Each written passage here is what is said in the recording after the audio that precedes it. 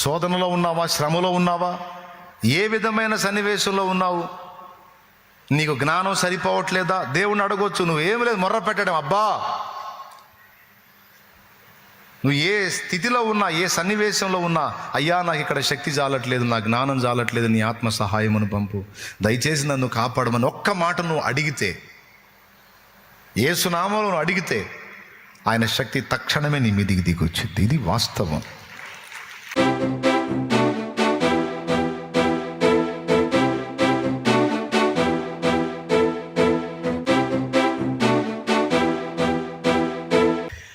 ఆపత్కాలమందు నువ్వు శ్రమ కొలిమిలో ఉన్నా, శోధన కొలిమిలో ఉన్నా అన్నాను. శరీర క్రియలు చేసే శోధన నీకు వచ్చింది, ఏదో ఒక సన్నివేశం ఎదురైంది నీకు, అక్కడ నువ్వు డిస్టర్బ్ అయ్యే అవకాశం ఉంది, నువ్వు పాపంలో పడే ఛాన్స్ ఉంది. అలాంటి సన్నివేశం ఒకటి సడన్గా నీకు క్రియేట్ అయింది. నిజంగా నీకు దాని మీద ఇష్టం లేకపోతే, దాని మీద నీకు వాంఛ లేకపోతే, దాని మీద నీకు ఆలోచన లేకపోతే, ఒక్క మాట ఆ విషఘడియలో ఒక్క మాటను నువ్వు దేవుణ్ణి, దేవా దయచేసి నన్ను కాపాడమనను, దేవుని బలమైన శక్తి నీ మీదికి వచ్చి ఆ శోధన తప్పిపోతే అప్పుడు అడుగు. అయితే నీవు హృదయపూర్వకంగా అడగాలి. కానీ దాని మీద నీకు వ్యామోహం ఉందనుకో, ఖచ్చితంగా నువ్వు ఆ ప్రార్థన చెయ్యవు. తమ్ముడా నువ్వు చెయ్యవు, అవతల వచ్చి కాస్త హడావుడి చేస్తా ఉందని నువ్వు కూడా అంటావు తప్ప, ప్రభువా ఈ శోధన నుంచి నన్ను కాపాడని అనవు నువ్వు. ఎందుకంటే అది నీకు బాగుంటుంది. లేదు నీకు ఇష్టం లేదా, యోసేపులాగా నువ్వు దాన్ని అసహించుకున్న ఒక్క మాట అడుగు. నువ్వు నిజంగా కావాలంటే చూడు, ఒక్క మాట అడుగు, దేవా నన్ను కనీసం పరీక్షించడానికైనా అడుగు, దేవా నన్ను తప్పించవా అని అడుగు. ఒక్క మాట అడుగు, నీకు ఆ శోధన తొలగిపోతే అప్పుడు అడుగు, అద్భుతం జరుగుద్ది అక్కడ, అంతే. అయితే ఆ సన్నివేశం నీకు ఎదురైనప్పుడు నీ దగ్గర నుండి వచ్చే రియాక్షన్స్ని దేవుడు అబ్జర్వ్ చేస్తూ ఉంటాడు. ఎందుకంటే మహాశక్తి సంపన్నుడు ఏ స్థితిలో నుంచైనా నిన్ను కాపాడగలడు ఆయన. ఆమేన్, హల్లెలూయా. ఎంతమందికి అర్థమైంది? శత్రువు యొక్క బలాన్ని గురించి మాట్లాడి, వాడి తంత్రాలను గురించి మాట్లాడి ధైర్యం చెప్తున్నాడు. తొదకు ప్రభు యొక్క మహాశక్తిని బట్టి బలవంతులై ఉండండి అన్నాడు. శోధనలో ఉన్నావా, శ్రమలో ఉన్నావా, ఏ విధమైన సన్నివేశంలో ఉన్నావు, నీకు జ్ఞానం సరిపోవట్లేదా, దేవుణ్ణి అడగొచ్చు. నువ్వేమి లేదు, మొర్ర పెట్టడం. అబ్బా, నువ్వు ఏ స్థితిలో ఉన్నా, ఏ సన్నివేశంలో ఉన్నా, అయ్యా నాకు ఇక్కడ శక్తి చాలట్లేదు, నా జ్ఞానం చాలట్లేదు, నీ ఆత్మ సహాయమును పంపు, దయచేసి నన్ను కాపాడమని ఒక్క మాట నువ్వు అడిగితే, యేసునామములో నువ్వు అడిగితే ఆయన శక్తి తక్షణమే నీ మీదికి దిగొచ్చింది. ఇది వాస్తవం. హల్లెలూయా.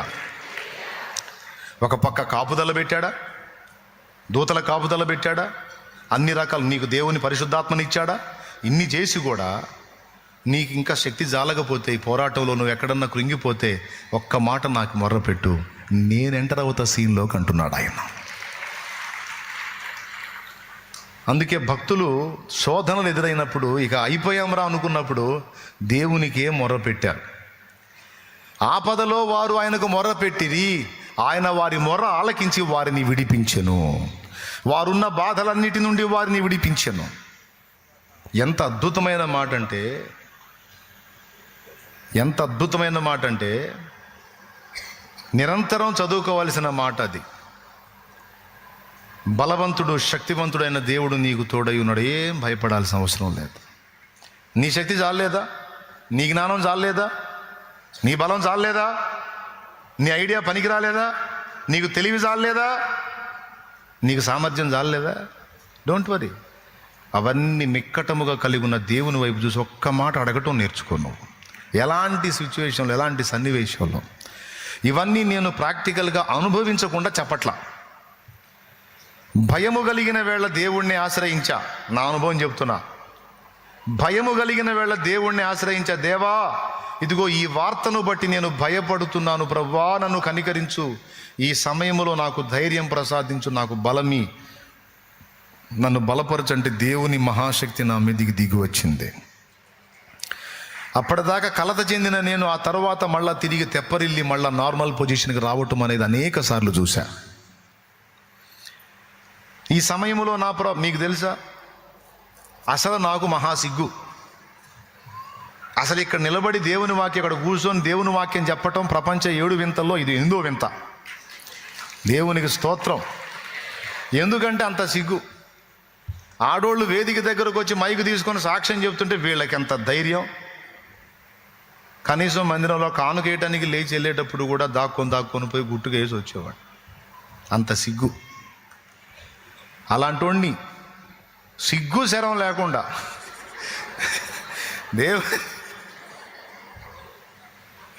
సిగ్గు శరం లేకుండా మనం ఎలా బతకూడదు అలా బతకూడదు. సిగ్గు కలిగి బతకాలని, సిగ్గు లేకుండా ధైర్యంగా దేవుని వాక్యం చెప్పేటట్టు దేవుడు సహాయం చేశాడు.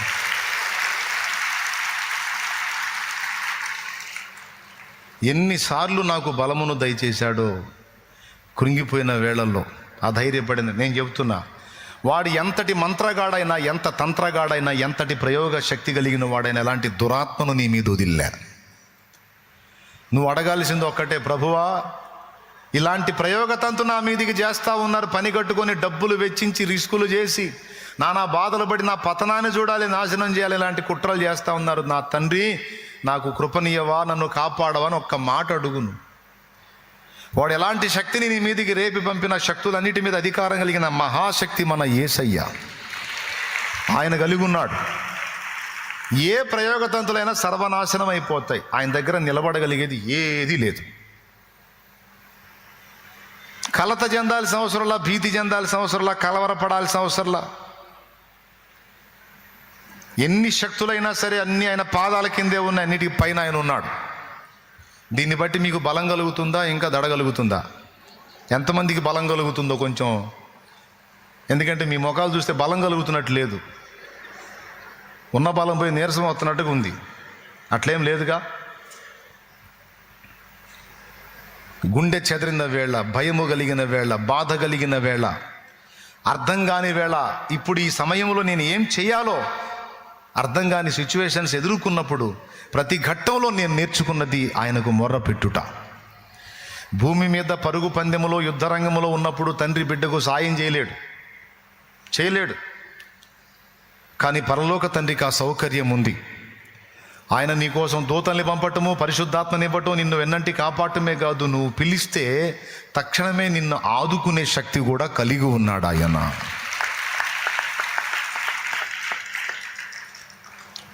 మీలో కొంతమందికి ఒక డైలాగ్ వచ్చింది, అట్లయితే చాలా రోజుల నుంచి పిలుస్తున్నామని, నన్ను ఎందుకు ఆదుకోలేదని.